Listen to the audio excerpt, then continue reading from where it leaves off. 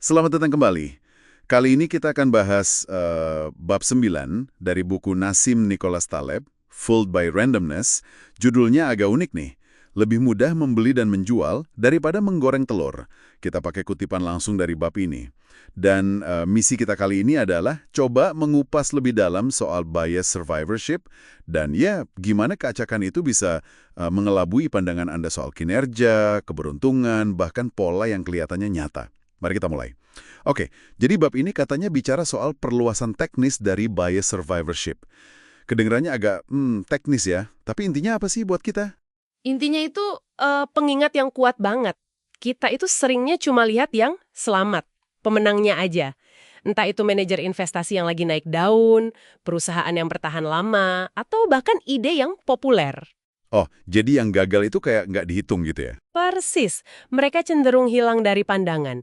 Nah, ini bikin gambaran kita jadi terlalu optimis soal peluang sukses sebenarnya. Kita kan cuma lihat puncak gunung esnya aja. Bagian bawahnya yang isinya kegagalan semua, itu nggak kelihatan. Masuk akal. Jadi persepsi kita bisa melenceng jauh ya karena kegagalan itu secara sistematis nggak kelihatan. Nah, ini bikin kita gampang tertipu.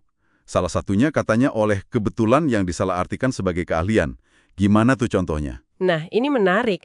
Keacakan murni itu ternyata bisa bikin ilusi keahlian yang meyakinkan banget loh. Di bab ini ada contoh klasik, penipuan lewat surat prediksi pasar. Oh, yang itu ya? Gimana detailnya? Iya, jadi bayangin aja ada orang kirim 10.000 surat. Setengahnya bilang pasar bakal naik, setengah lagi bilang turun. Bulan depannya dia cuma kirim surat lagi ke grup yang prediksinya kebetulan benar. Ah, oke, jadi yang salah diabaikan. Betul, proses ini diulang terus. Setelah beberapa bulan kan, tinggal sekelompok kecil orang yang merasa dapat prediksi akurat terus-menerus, padahal itu murni hasil seleksi acak. Wow. Jadilah dia kelihatan kayak peramal jenius.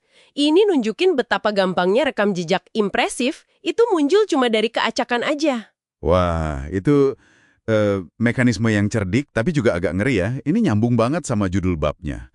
Apa ini artinya mending beruntung aja, tapi ada catatannya, Anda bisa ketahuan. Maksudnya gimana? Nah, di area yang sangat acak kayak pasar finansial jangka pendek gitu, keberuntungan memang bisa kelihatan lebih hebat dari kompetensi. Seseorang bisa aja untung terus karena kebetulan. Tapi nggak selamanya. Tepat, makanya ada peringatan bisa ketahuan. Ini nggak stabil, kuncinya itu lihat konteks.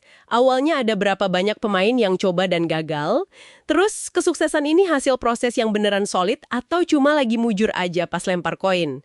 Kalau cuma untung-untungan ya pasti bakal berbalik arah nanti. Dan ini membuka pintu ke bahaya lain, data mining. Ah, data mining. Itu yang gali-gali data sampai nemu sesuatu kan? Kedengerannya kayak bisa dipakai buat membenarkan apa aja setelah kejadian ya?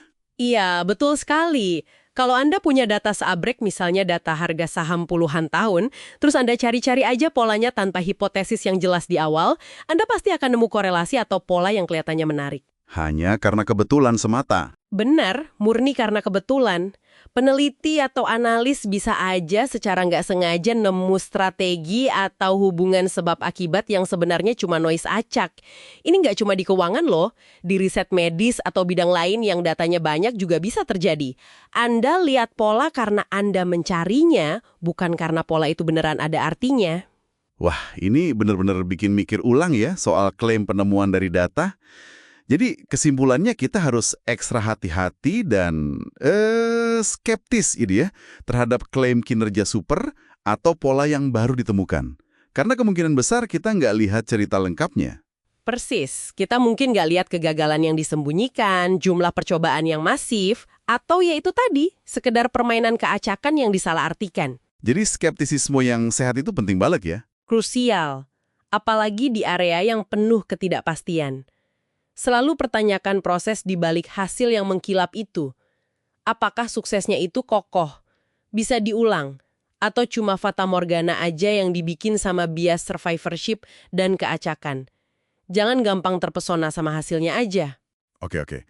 Mari kita rangkum beberapa poin penting nih buat Anda dari bab 9 ini. Pertama, sadari kalau pandangan Anda soal sukses itu kemungkinan besar agak miring karena yang gagal itu nggak kelihatan. Kedua, jangan cepat kagum sama rekam jejak luar biasa, selalu tanya konteksnya dan peran keacakan di situ. Dan ketiga, hati-hati sama pola yang ditemukan dalam data. Bisa jadi itu cuma noise, bukan sinyal yang berarti. Sip. Nah, sebagai penutup, mungkin ada pemikiran terakhir untuk direnungkan? Iya, ini mungkin sesuatu untuk Anda pikirkan. Kalau kita tahu betapa mudahnya keberuntungan itu dikira keahlian, gimana caranya Anda bisa lebih kritis menilai cerita-cerita sukses di sekitar Anda, entah itu di investasi, karir, atau lainnya. Informasi penting apa istilahnya anjing yang tidak menggonggong, yang mungkin hilang atau sengaja disembunyikan waktu Anda menilai sebuah kinerja. Pertanyaan yang bagus untuk direnungkan. Sekian dulu pembahasan kita kali ini.